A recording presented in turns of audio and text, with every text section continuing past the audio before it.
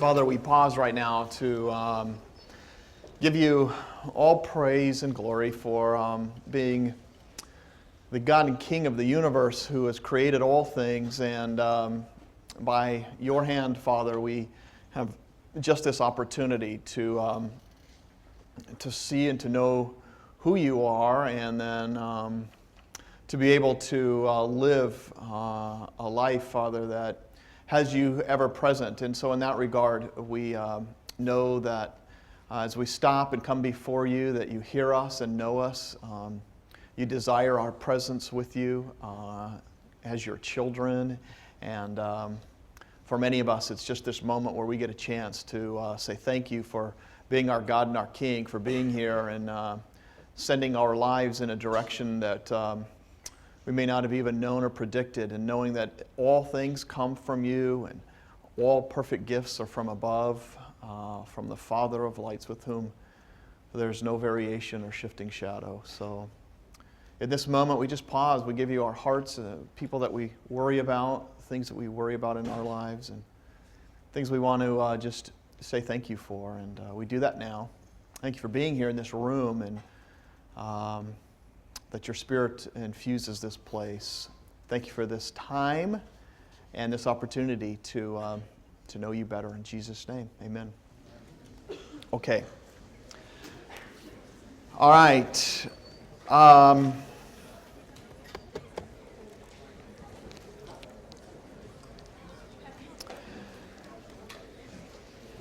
Let me tell you what we're going to do today, and then for the next couple of days, because actually we're coming to near the end. There are only 2 exams left in this class. Not a lot of questions left about what you need, but there might be some. Any questions about anything related to the class that you have outstanding as we get started today? Any questions about the class? Here's what I plan on doing today. Yeah, question. The last 2?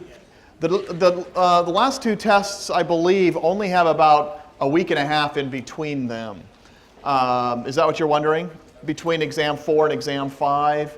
Yeah, it's pretty cool. It's pretty quick. The last exam, by the way, is not. The final is not comprehensive. It's only over 2 chapters. If we've taken all the other tests, we don't have to. That's correct. One last thing. If you have taken the 4 exams and you like your scores, you do not even need to take the 5th test. You don't even need to take it. But it's up to you. You'll know by the time you finish the 4th what those results are, and hopefully the results of everything else in here, so that many of you can make a decision as to whether or not you need to take the 5th test or not. And it is, like I said, only over the last 2 chapters, or 2 chapters, not the last 2, but 2 chapters. Okay, today we're going to talk about personality. Then we're going to talk about disorders. Probably starting on Wednesday, we'll start to look at psychological disorders. So if you want to keep up with your reading, you should have personality, that chapter read. I won't ask how many have already read it.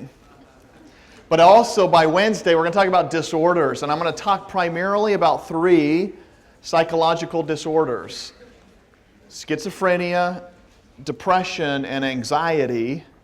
I'll mention some other ones, but those are the big 3 that we will spend time talking about.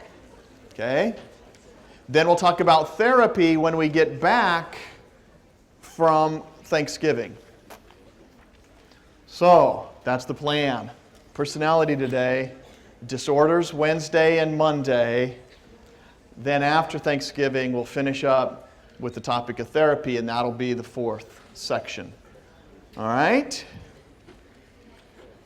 All right, let's go. Personality. Psychologists begin their exploration of understanding personality by joining a long list of people and a long history who have asked this basic question: why do I behave the way I do, and why do other people behave the way they do? What makes a person behave in a certain way? Why did you come with your personality? I used to say this, and I still believe it, but the variation between what we're born with, how we come into being, that's related to our just simply genetic background versus that which has shaped us through our environment has always been one of these. Your personality is shaped by both. You are come into this world in a certain way, but you also have been shaped to behave a certain way or to have a certain personality. And more, researchers have begun to uncover the kind of different ways in which our personalities are shaped because people have an influence on us. So here's what we want to do. Because people have an impact on us, it's important for us to understand and be able to predict their behavior. So psychologists who formally study this are just simply joining a long history of people who have asked the question, where do we get our personalities from? Can we change them? How many have, one area that's a very important probably component of most people's personality is this thing called introversion and extraversion. How many are on the high extraversion side? You're more outgoing, more extroverted, all right, just so we can see. And then how many are more a little bit on the other side, on the introverted side? Now, the question has come up. Does this type of personality trait have an influence or an impact on our behavior? That is, we would certainly expect that if you're introverted, you might behave in a certain way that someone who's extroverted might not. And is this consistent? Where did it come from? Can you change it?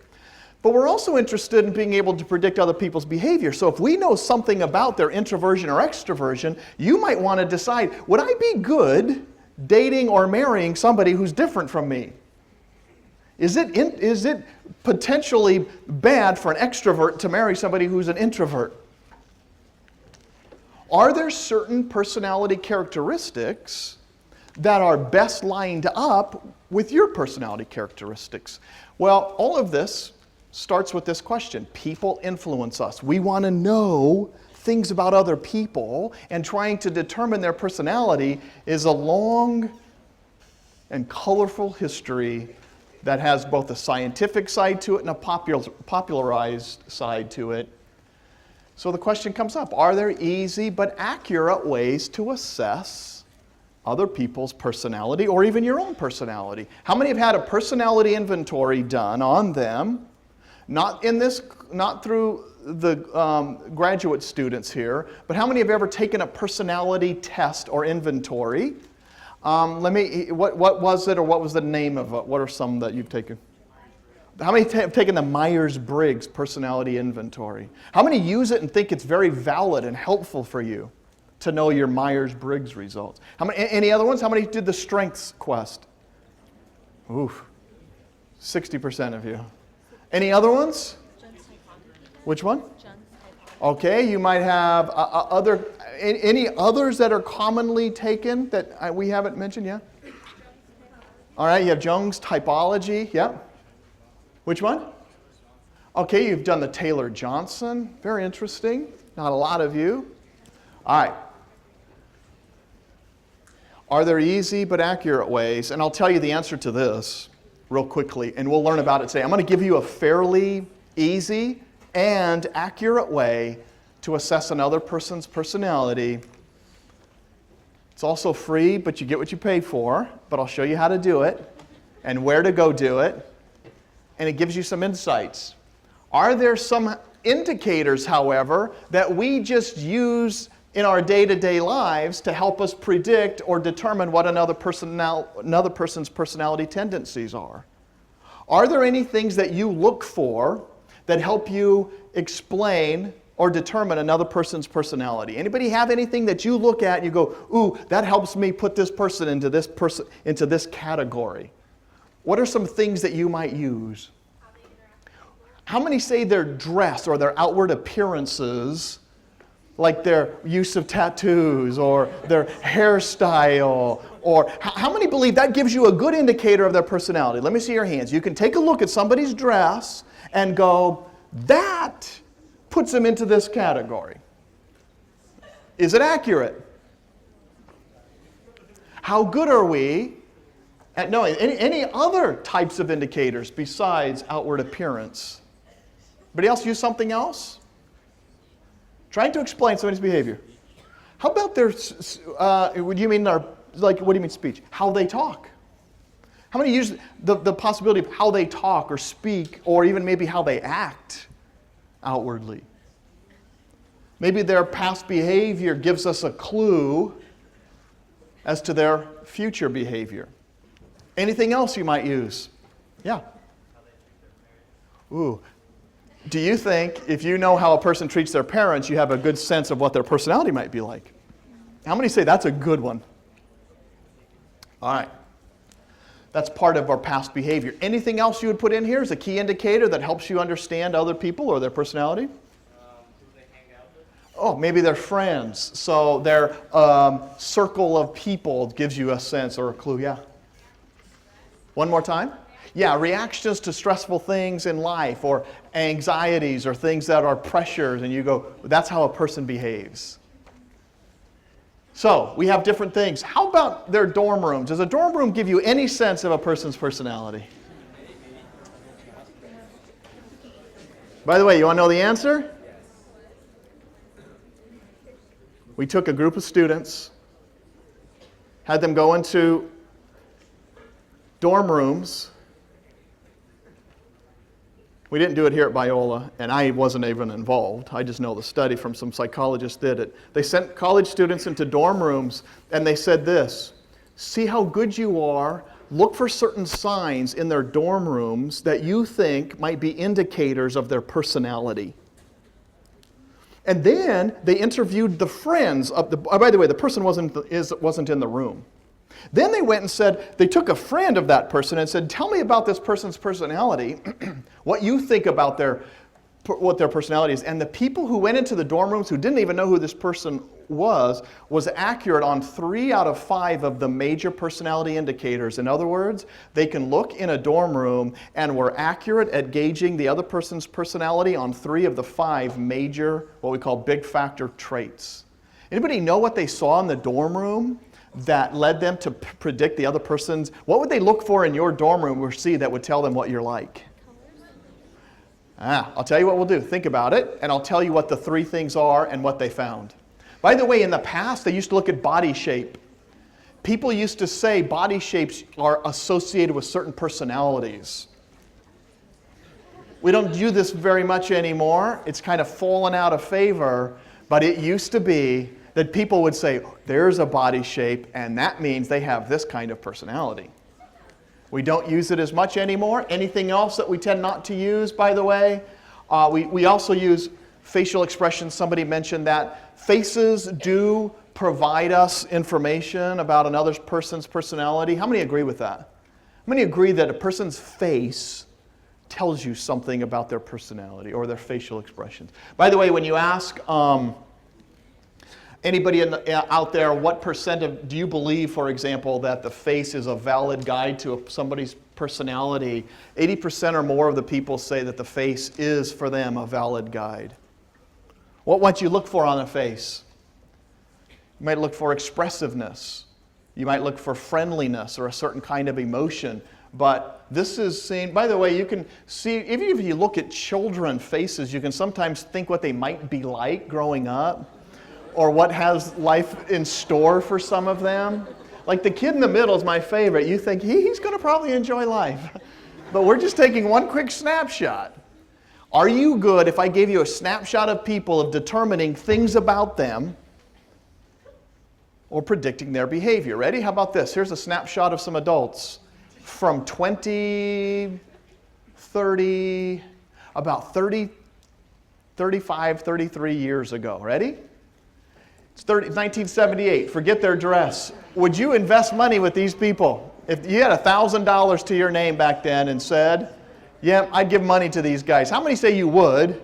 How many would say there's no way you'd give money to this group of people? By the way, if you look at their faces, you try and determine, are they mean, angry, dangerous, friendly, smart? By the way, if you invested your $1,000, about 20 of you raised your hands. This is Microsoft in 1978.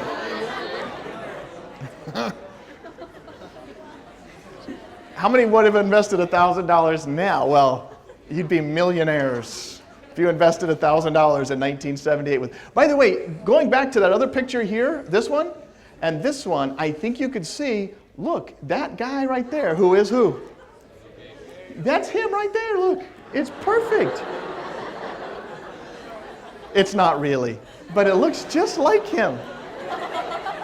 And I thought, I was just putting this together, like, that's Bill Gates. Yeah, I'm sorry, go ahead. A lot of people say that hair color has to do with personality. Like, because I'm a ginger, everybody says, oh, you must have a fiery temper. Yeah, how many red hair, ginger, people with red hair say that people say to you that you're fiery or have a fiery personality? Do you? He does have a fiery, she does not. I do. You do.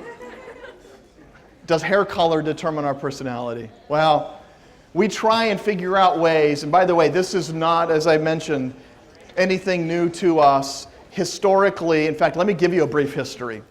Historically, in trying to explain why a person behaves the way they do, hair color, body shape, fluids, all kinds of things have come into play in explaining somebody's personality. Anybody know why we have masks like these in theaters? Why you see these mostly in movie theaters? Masks like that. Anybody why would you find masks in theaters or even movie theaters like that? Tradition, like remembering where it came from. Tradition? What was the tradition behind masks in theaters, the relationship? Well, you don't have to write this down unless you're interested. But the word personality that we have today actually comes from the Latin word persona, and the word persona is what you have right in front of you. Those masks were worn by stage actors. Those masks were called personas, and they told, what did they tell the audience? Why did they wear masks in early theaters? Sometimes they couldn't hear exactly what they were saying, so the mask You- a sort of expression of what they could say. Sometimes you were so far away, it was hard to hear the actor or even to see their facial expressions. And so an actor in ancient theaters would wear these masks, and that said, I'm the good guy. I'm the comedic relief. I'm showing, tragedy. And so they would wear this to tell the audience. Well, eventually what happened was that mask, the persona, began to signify, ooh, you're putting on a mask. That's your persona. You're putting on a personality. Okay? So they've taken this word personality from this Latin word persona. By the way, you don't have to write this down either, but in Jesus' time, there were actors and actresses in ancient theaters, which was very fascinating because Jesus oftentimes referred to actors by their names, but he would say to people that were doing one thing publicly while saying and acting a different way privately, he would say to them, the word was playmaker or maker of plays or actors, hypocrites. So when he would talk to a Pharisee, for example, that would put all of these strong rules upon people yet not follow it themselves or act a certain way when in private they didn't behave this way, he called them actors. You're acting. You're putting on something. You're a hypocrite. So it wasn't a negative at the time. He was just calling them actors, playmakers. And the word stuck, and that's where we get the word hypocrites from. Literally means playmaker, actor. Now, hence, theater was around and has been around. Putting on our persona has been around for a while. Even the ancient Greeks used to refer to, by the way, body fluids or certain types of humors in the body as determining your personality. Anybody know some names? If you had too much of a black bile or yellow bile in you, you had a certain personality type. Anybody know what some of them are called? Caloric. Yeah, caloric. Sanguine. Here they are right here. Melancholic. Perfect. Sorry to cut you off, but that was exactly right. All of these were personality types. How many have heard that, ooh, you have a melancholic personality type? These are old types based upon something, again, just simply a way in which historically, people have attempted to explain why we are the way we are.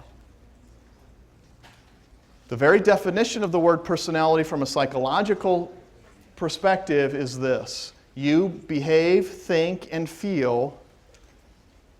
You behave, think, and feel in what's called an enduring response pattern across a variety of situations.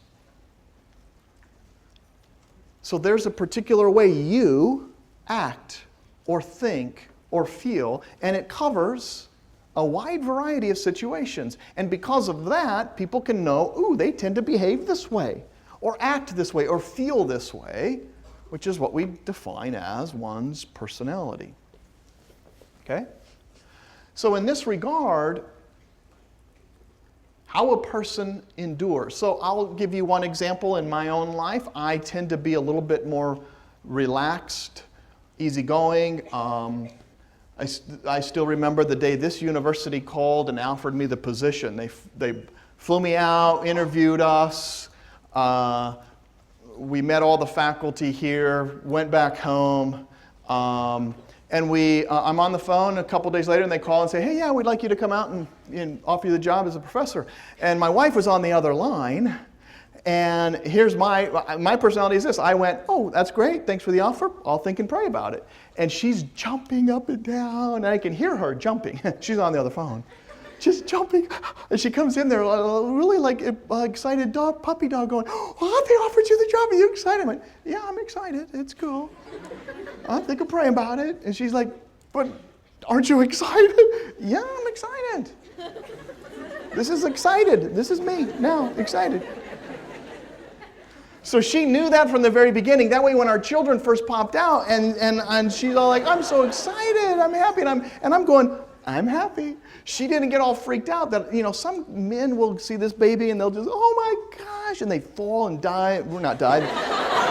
They fall down and they cry and they jump around and they're excited. And I'm like, I'm happy. That's good. I'm glad. So she knew, okay, that's just the way my excitement goes, and that's the way I act here and I act there. And so it's enduring. Does that make sense? And she could predict that. Well, that's the good part about it, is you can predict it. It's not an odd thing.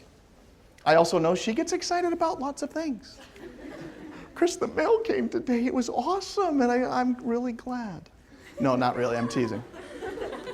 She just simply has this other style. By the way, we also find that this is highly, strongly influenced by genetics, by your background. So when we had children, we started to find, and you'll find parents doing this all of the time, you'll start to see a kid has your personality tendencies and characteristics. How many believe you have your characteristics, the same kind of personality as your mom? How many are there? Maybe about a third of you. How many say it's your dad that you're more like? Maybe about a half of you. How many say neither mom nor dad, or a mix of? That tells you what? Be careful who you marry. Because your children will pop out, eventually they pop out, just like one or the other. And it could, by the way, it could be very helpful. Our son popped out like this. He was happy. I told you, I'm fine. Life's good with me. No problem. And you take blood, you poke his little thing. Well, I didn't do the blood, but somebody in the hospital poked it, and he's like, okay, I'm fine. Whatever. That's fine. You bring something else on because I'm fine. But our daughter, you poked her, and I'm telling you, did I tell you this? She's like a car alarm. And you just bump her, and it's like, like, oh. It's like, I don't know what it was, but it was scary. But her personality kind of went a very different path, and it's like, where does this come from? Our third kid was just like fine, everything's good. The only time, this is not exaggeration, in 4 or 5 months, she probably cried only 3 times. Major cry, and it was mostly when Elisa dropped the cell phone on her head. That was the first one. She bent over and the cell phone, boing, like that. She dropped like some of the contents of her purse one time in the diaper bag on her, and she's like, I don't like things being dropped on me. Now, her personality changes as they grow up, and you start to watch, and parents, Most parents, by the way, start to recognize, ooh, a lot of this enduring response patterns are built in. We didn't make the child this way. We didn't raise them this way. They come this way. So the question comes up by theorists of personality. Where did these traits come from? How much can we really blame on genetics?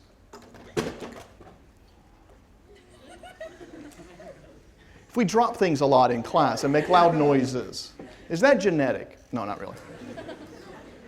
Poor thing. Is your computer okay? Oh, good. The theorists come along and say this: there must be certain strategies that we can employ that help us investigate and even measure a person's personality. So the various theories that you're going to read about in your textbook, and I'm going to share just probably one theory today, while I want you to read about some of the other theories, just time-wise. These theories are just strategies that provide the assumptions and the guidelines to help us measure and assess personality. So the different theories provide these assumptions, these guidelines. And it's this kind of strategy that we'll talk a little bit about for measuring. 5 theories have kind of risen over the years to be the 5 kind of, but there are many other theories of personality, but these usually have the most research or respect or history behind them. And I've listed all 5 here. And so I want you to read about these theories in your textbook. I'm only going today to talk a little bit about the trait, but also the psychoanalytic perspective. But here's what I've done for you. I'm going to give you some key things that each of these theories look at. Ready? First of all, let's start with learning. If you wanted to ask this question, which a lot of theories do by trying to figure out why people are the way they are. I asked you this question. Some of you are shy or outgoing. Some of you are more friendly or a little bit more edgy or more laid back or more anxious. Some are organized. How many say you're very organized? And how many would say you're not organized at all? You're just glad to be here today. Okay.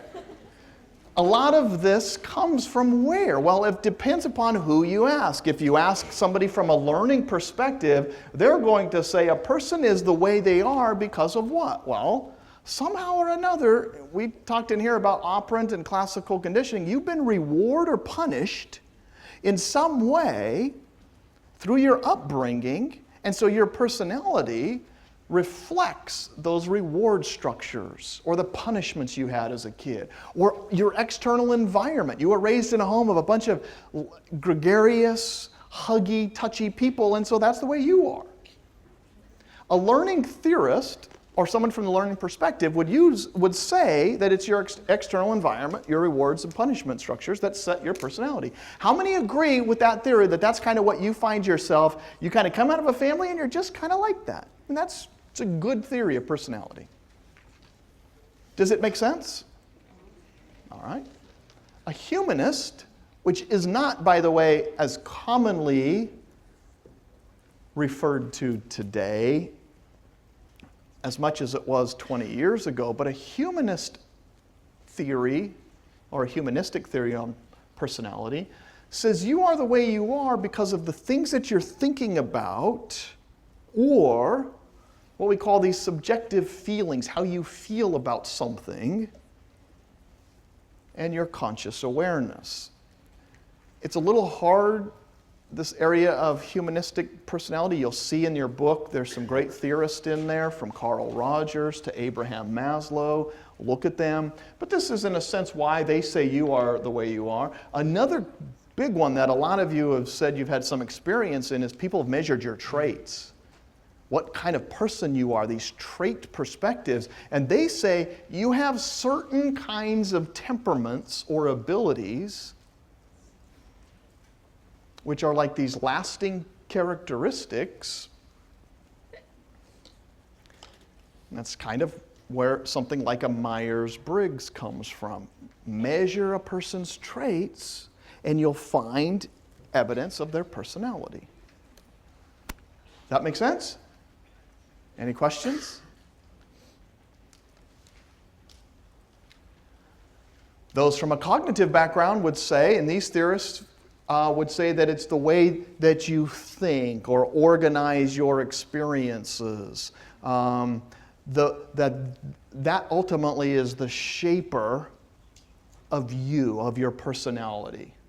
How you organize reality, the way you think about experiences. So if somebody says to you, oh, I loved hearing you talk in class today, or so they give you a compliment, and how you think about that compliment influences your if you think to yourself, oh, they're just saying that, they don't mean that,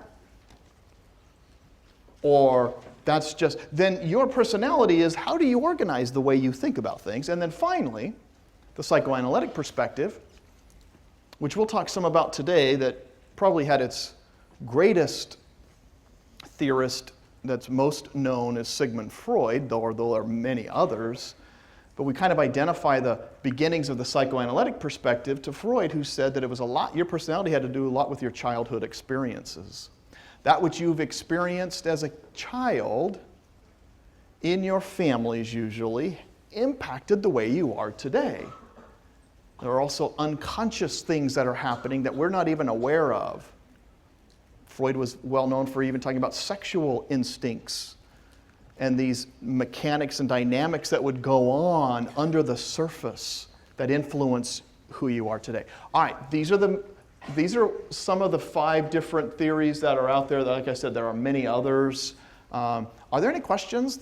We're going to only talk about 1 or 2 of these today, but yeah.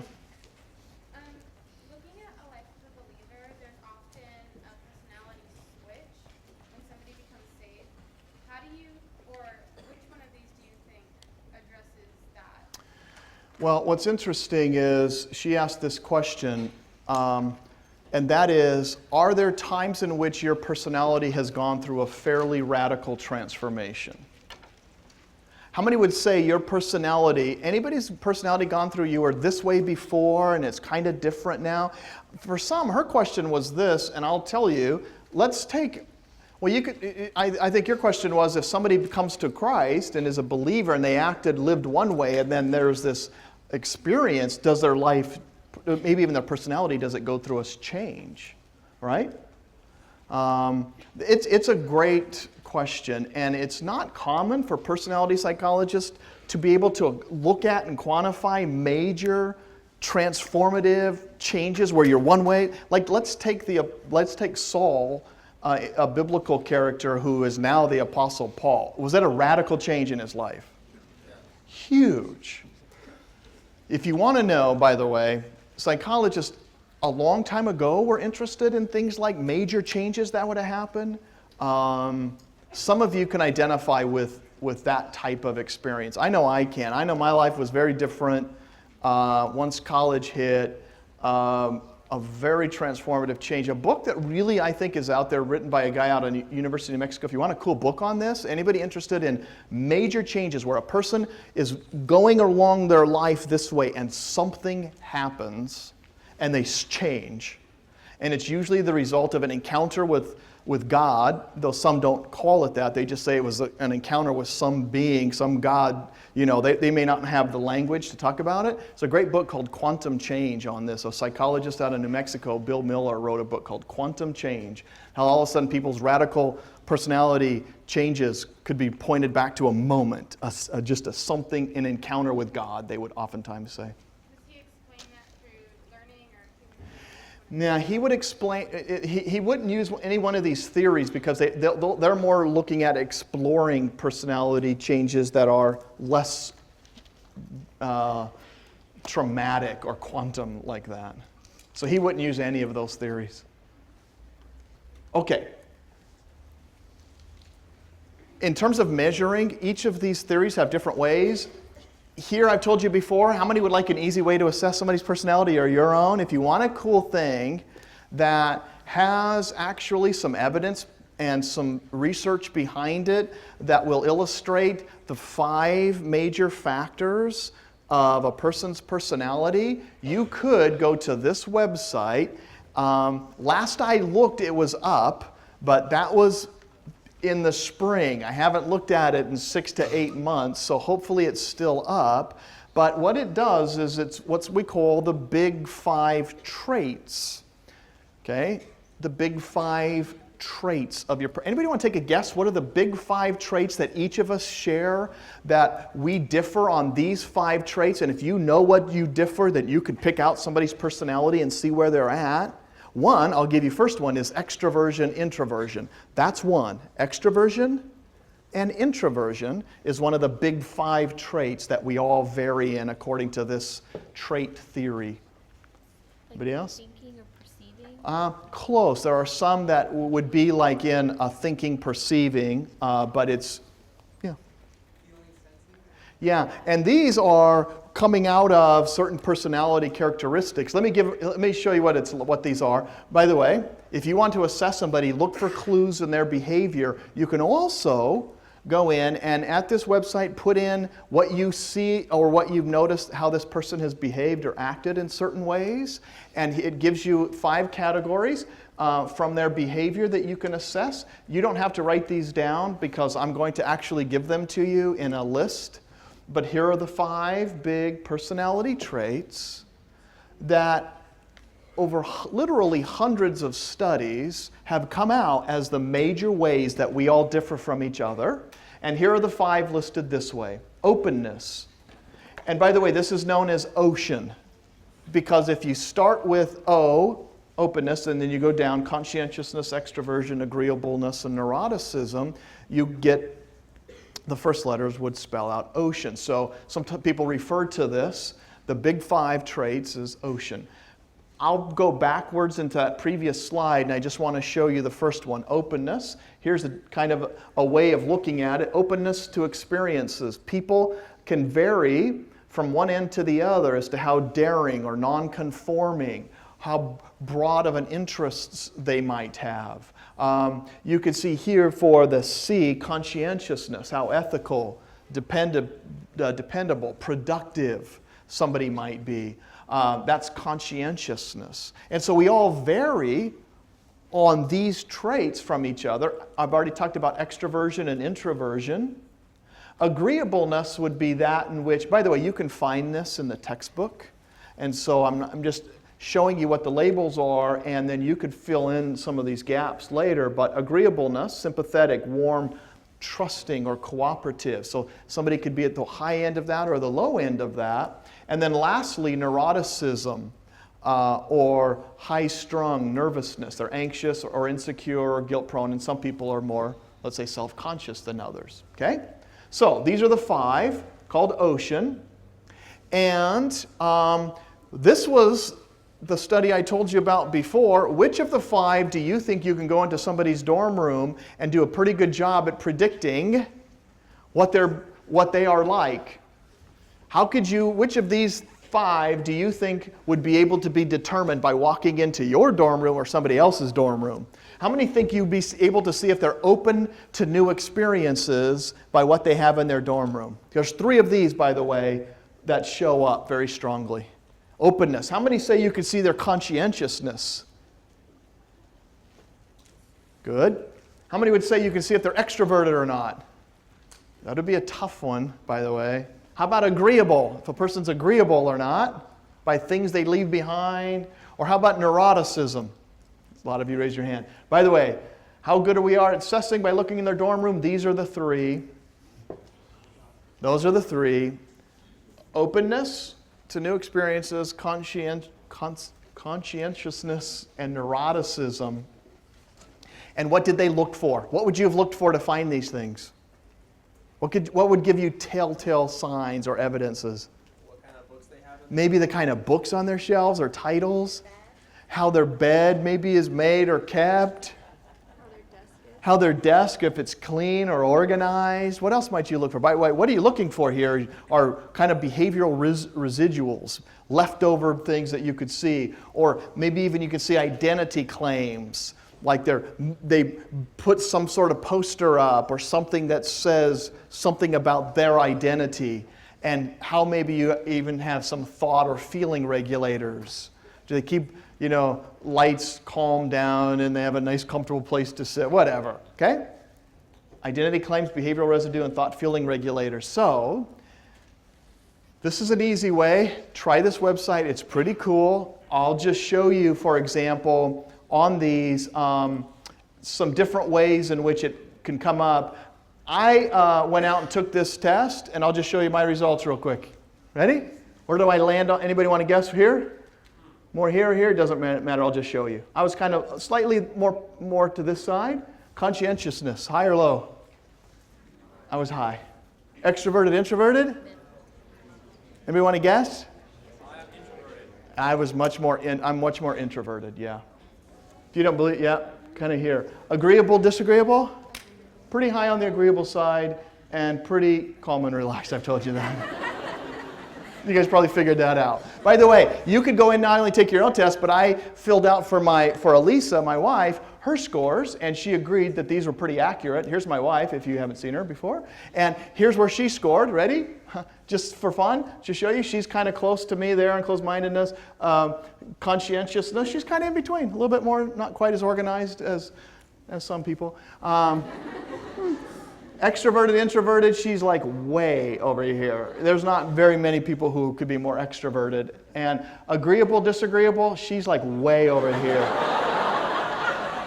It's painful. No, I'm messing with you. She's high on the agreeable side. And she's also pretty calm and relaxed. Now, there's a good thing you can do. You can put in anybody you want, and you could kind of use their behavior as a clue to help you determine. Because you can go like this. I could put somebody in that would be a wrong spouse for me, and that person, they might like that. But if they were on these sides, highly disagreeable or nervous or high-strung, for me, it would be hard. It would be hard to live with. Maybe for a lot of us, it'd be hard to live with somebody like that. But I know that then this is something for you, you can really kind of get an easy, quick way of assessing somebody's personality. So give it a shot. Anybody have done this before? Not a single? One person. Two have gone out. Three. They keep raising their hands. 4. 5. Anybody? 5 people have went and done this. So try it, let me know how it turns out for y'all. By the way, there's a not so easy way. Some of you have experienced the not so easy way. How many did the IQ personality testing here on this campus with a graduate student? What they have done with you is not only not easy because it takes a lot of training to give the test that they gave you, it's also very expensive. You're looking at $1,500, maybe $2,000 for a full psychological battery that includes a personality inventory. That involves things like this, which is called the thematic apperception test. It's a TAT, looking at pictures, and as you respond to a picture, it kind of reveals things. So let's try this. Anybody want to try and get a cheap personality test with me in class right now? Raise your hand and tell me what's going on with this picture. All right, go ahead. Do you want to do it? What is she? Yeah, tell me what she's crying. You said she's crying. Is that what you said? All right, do you mind? I'll ask you a question. Why is she crying? Someone died. Is it someone that's close to her that died? And she just what? She just found out and someone died and now she's sitting there crying. All right. Tell me your name. Crystal. Does that reveal anything about Crystal? Crystal, we would probably ask more questions if we had time and if I was any good at this, and I'm not, nor am I trained in this, but I do know some of the basics. Ready? What you have just revealed is something that this is just let's try another person. Anybody else want to say maybe what's going on with, yeah, sure. Wait, tell me your name. Paul. All right, Paul, what do you see? The person's really tired from studying too much. Oh, okay, hold on. She's tired from studying too much, which is very different than what Crystal said, yes? Okay, go ahead, Paul. So they collapsed. And so she collapsed from exhaustion, maybe? From overstudying. That, okay, anybody else? Expecting the thread count on the material. Yeah, and then there are people who say, I study textiles. Which also helps reveal a lot. But it's possible. However, by the way, yeah, go ahead. Oh, she's hung over. Maybe I should tell you what this test does measure. Hungover. Okay, by the way, some people, as they look at this, they might be prompted. I want you to say everything. Can you see everything in the picture? Some people say, what's this item right here? And they say, ooh, it looks like a knife. I wonder if she was attempting or thinking about killing herself. Right? So what ends up happening, and this is known as a projective test. Anybody know what the word means? What do it mean by projective?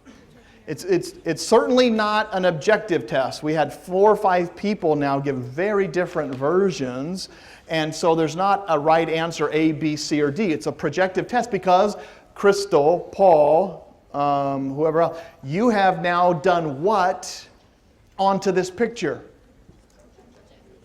What have you projected? What did Crystal project onto this picture? Her life, her personality, her feelings, her emotions are now onto this, saying, what if she would have said, this might give you a clue. What if this person said, you know, this person is very sad. Someone just broke up with them. They've been crying. I know some of you are going, I thought that. And they were worried about things. And then what if you give them the next test and they said, somebody's sitting there like smiling, oh, that person's sad. Someone just broke up with them. And they're what? Or you show them one of these and they say, oh, that's a person's very sad. They're going through life changes and someone just broke up with them. Okay. What you begin to do is you begin to project upon an image. And by the way, what's this kind of test called?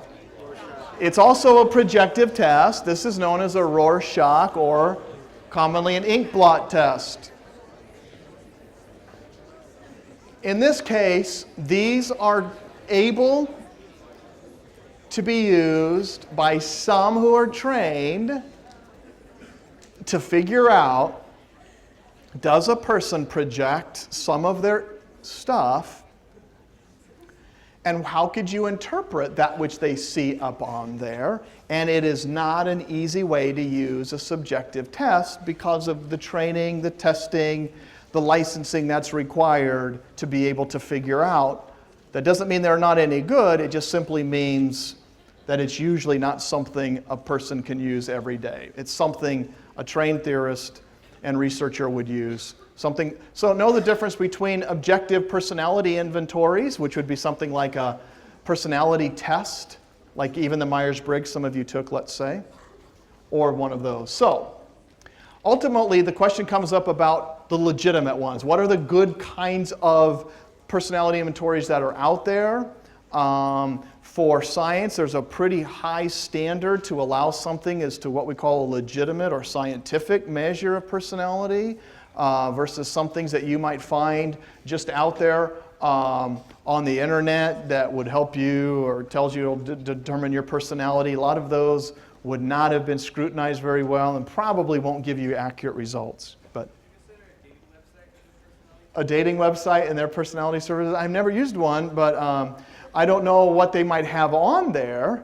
But I would think on some of them they might have a personality measure. It just depends on which one they use. My guess is it's probably not a major one. I mean, I don't know. Maybe they are. Be interesting to know. By the way, for people in the field of personality, there's a lot of applications to determining and measuring and assessing personality. One of the big applications is for those that work in the helping professions. Anybody in the helping profession that's doing therapy or treating disorders is what we call a legitimate user or someone who has been trained that you can trust, for the most part, to use this personality assessment. In the helping professions, in the legal professions, how might you use somebody with their training in personality? How might that help them if they wanted to go into a legal profession?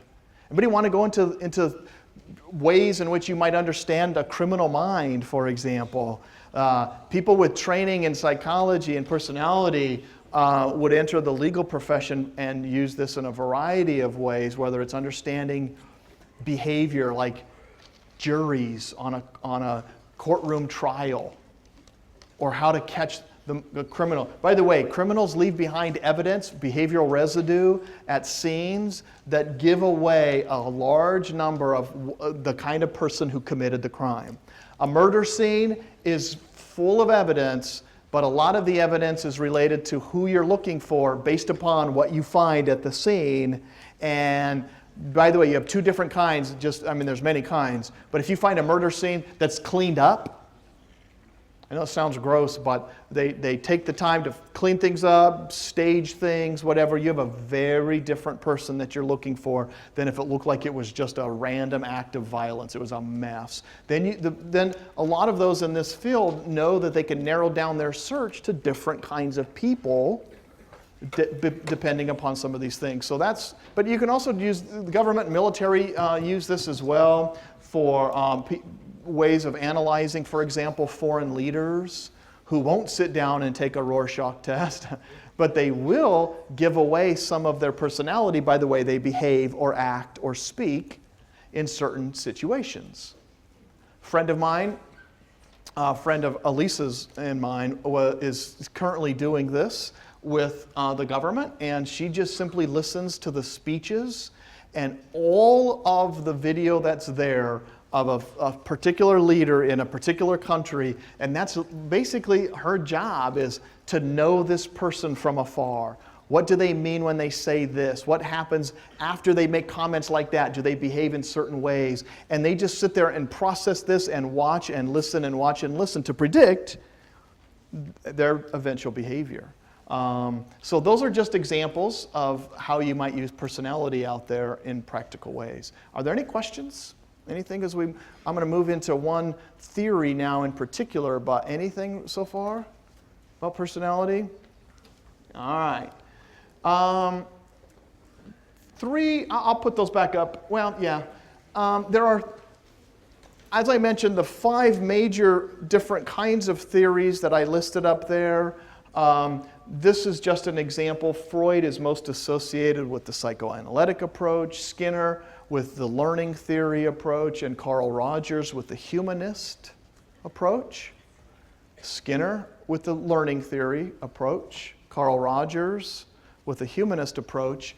And today, I'm going to cover a little bit about Sigmund Freud's perspective, what's called a psychoanalytic approach to personality. And then we'll start talking about psychological disorders. Okay, so the psychoanalytical approach.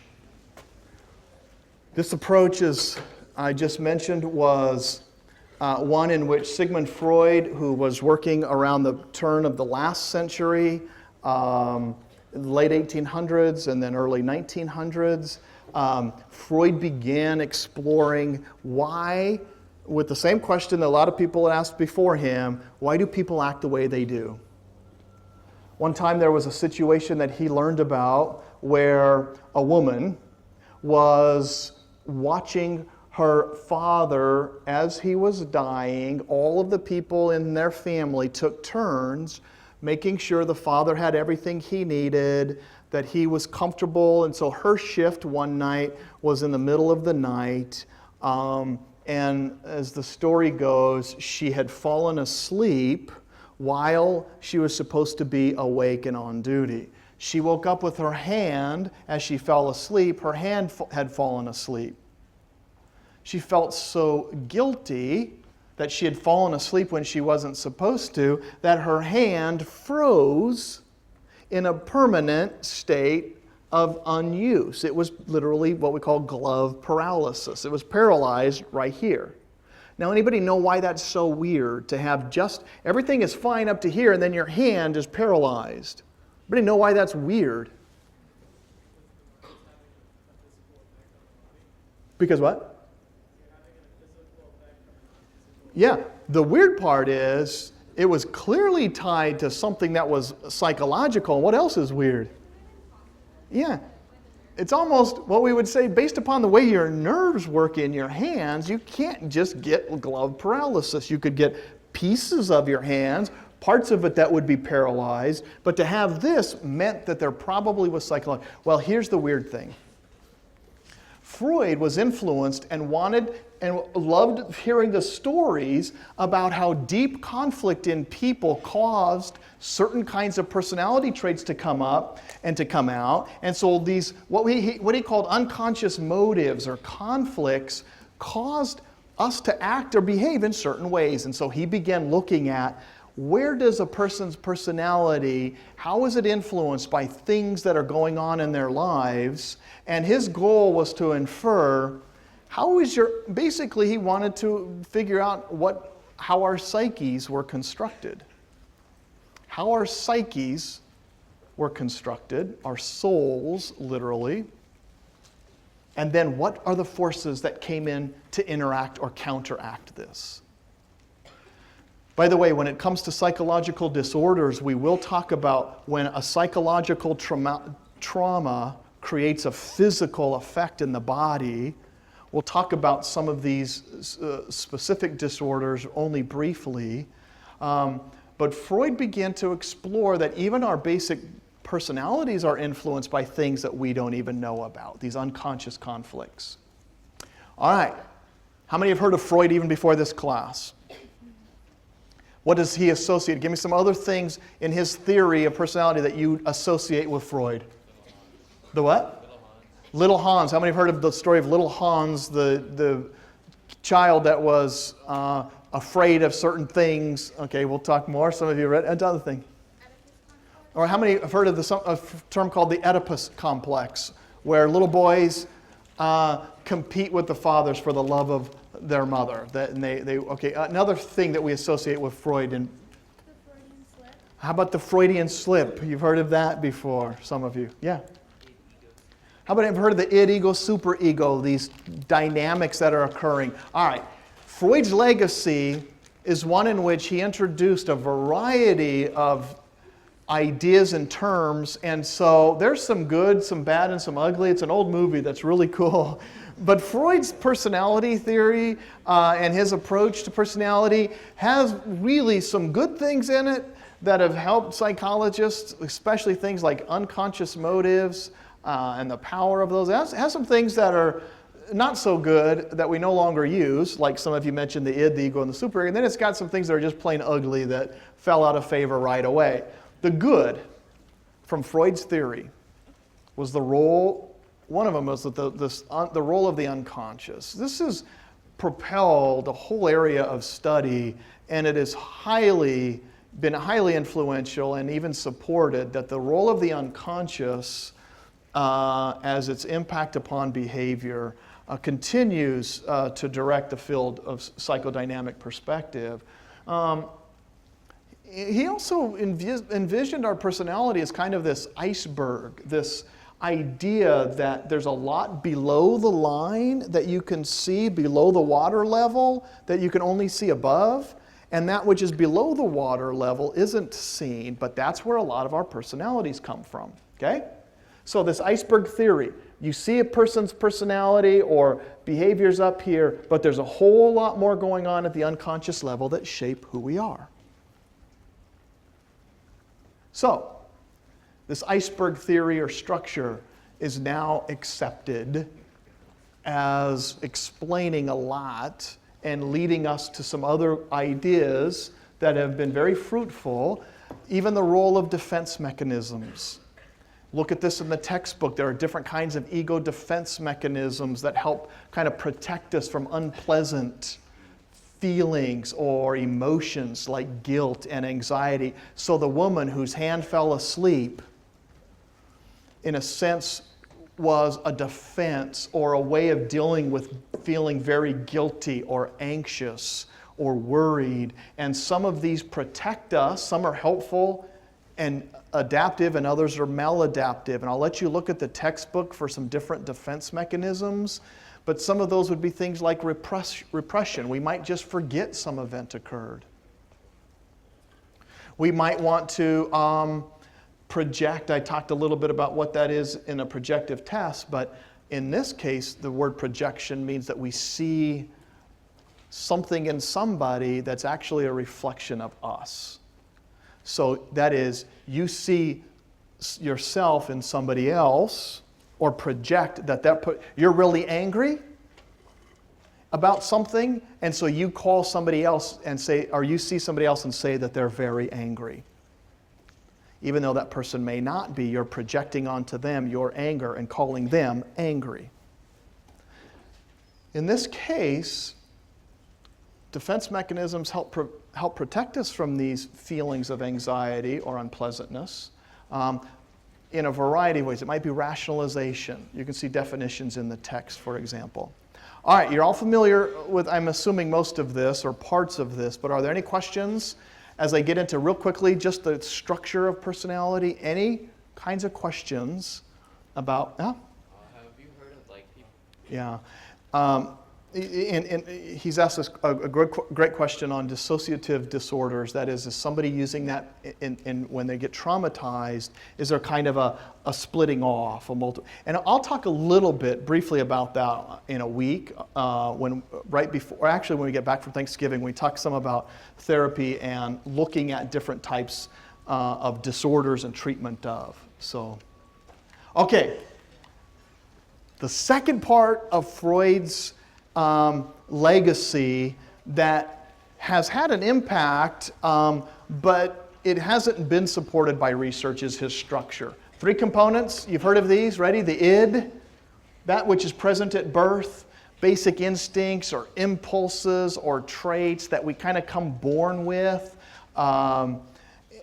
It's easy to see this kind of as a sin nature almost, something that we have early on. It just shows up and it operates for a child on something called this pleasure principle. Freud said that's called the id. It's this structure of our personality, he proposed, that operates on this need for pleasure, need for immediate gratification.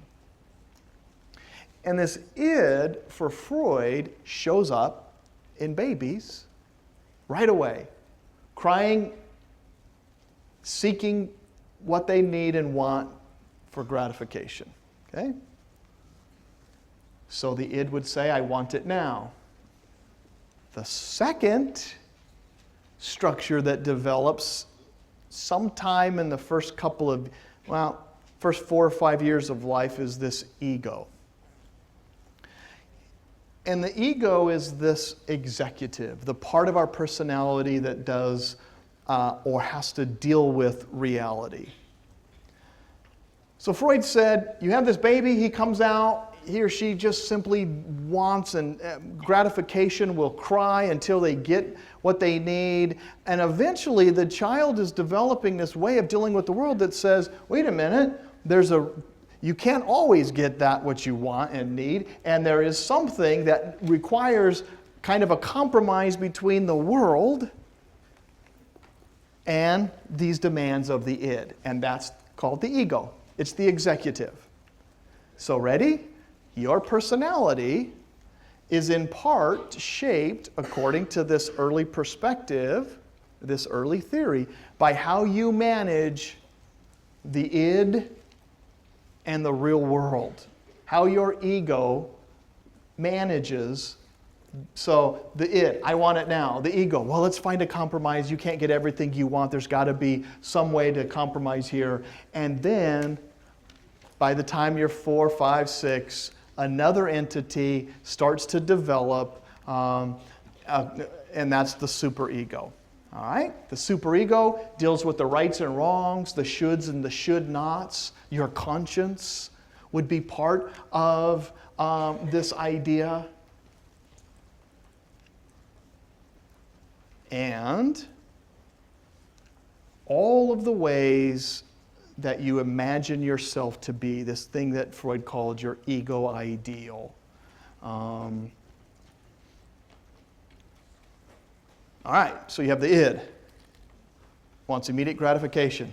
You have the ego that has to deal with reality and make compromises with what the world gives and brings. And then the superego, that is the shoulds and the should-nots of how you behave. Your personality, according to Freud, is based upon how you manage these 3. So it was not uncommon to hear that somebody has an overactive id. Their id won out a lot. So this person didn't care if they missed class. They would go off and who cares, life is too important. They would have an overactive id. Or the person who would never do anything wrong or bad had a highly developed superego. So here's how you can find yourself. Ready? It would go like this. I want it now. Maybe I can find a compromise. Nice people don't do that. That was the superego. So it would go like this. How many in the morning, let's try this. When your alarm goes off, what are some of your behaviors? Suppose you have an exam. Suppose you have a class. Now the alarm goes off, or you have chapel, and you say this. Your alarm goes off. What does the id say in this example? Look at your notes. What's the id going to say? I just want to sleep. And so the id says, stay in bed. It feels so good. How many identify with your id in the morning when it says, it just feels good? Freud would say that's your id talking. By the way, let's take this next step. Your id says, stay in bed. It feels so good. Who cares about the exam? Who cares about the class? So what happens next? Your personality, according to Freud, would go like this. Alarm goes off. You say, just stay in bed. It feels so good. The ego would say, you can't just blow off Dr. Grace's class. Besides, it's 1:30 in the afternoon.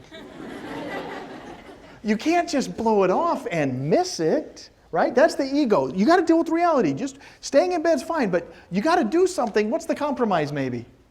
Snooze button.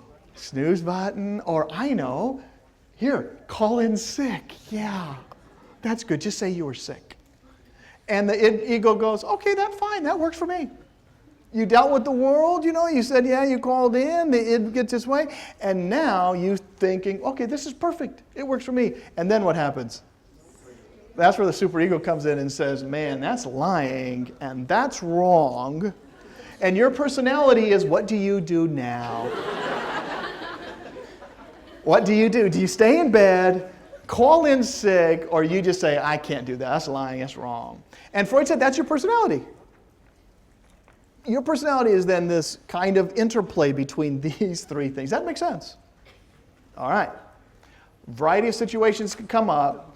He would look at these things using this structure, this component of personality. We've got a question, yeah? Wait, one more time?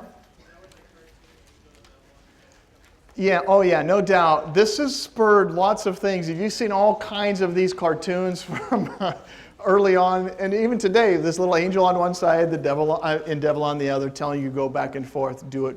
And that's, his influence on our society has been great simply because of some of the ways. By the way, he also talked about other stages in personality development, 5 psychosexual stages that how many of you all have ever called somebody or heard somebody called anal? What does that mean? If you call somebody anal, that doesn't sound very pleasant. But what does it mean and where does it come from? How many knew it came from Freud?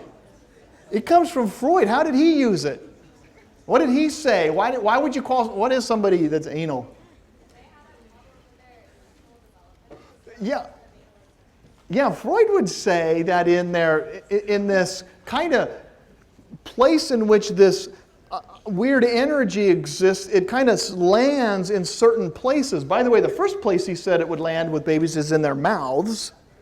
And that is, they would get all kinds of pleasure by putting things in their mouths. And so if you ever watch babies, they pick things up and grab them and taste them and eat them, and they don't care what they put in their mouth. And he would say, if a baby gets stuck or has trauma, something bad happens during the early stages, they might have an oral fixation. They get pleasure by, sucking their thumb or biting or using sarcasm or whatever they do. Then you go through different stages, according to Freud. By the way, there is absolutely, no support whatsoever, which is why this is the ugly, that this is any of the stages that we go through. It had its kind of interesting period of support early on. People thought, this is cool, we can explain lots of behavior. Unfortunately, there's very little evidence that people go through these stages. Today, if you call somebody anal, it means they're probably, uptight, too worried, too anxious, stop being anal, stop being worried. It has its roots in what Freud talked about, that kids would be stuck at this stage, but we no longer use it. Okay. Questions on these? Tell you what, I'm not going to go over the humanistic approach except for telling you, I'll tell you what. I've already given you a summary of the humanistic approach. Look at it as well as the other approach. My emphasis was on today a little bit on the psychoanalytical. So Wednesday, here's what I need you to be prepared to do. I'm going to cover some of the disorders on Wednesday and then again on Monday. So that's where to be reading in your chapters. So we'll see you then in 2 days. Biola University offers a variety of biblically centered degree programs, ranging from business to ministry to the arts and sciences. Visit biola.edu to find out how Biola could make a difference in your life.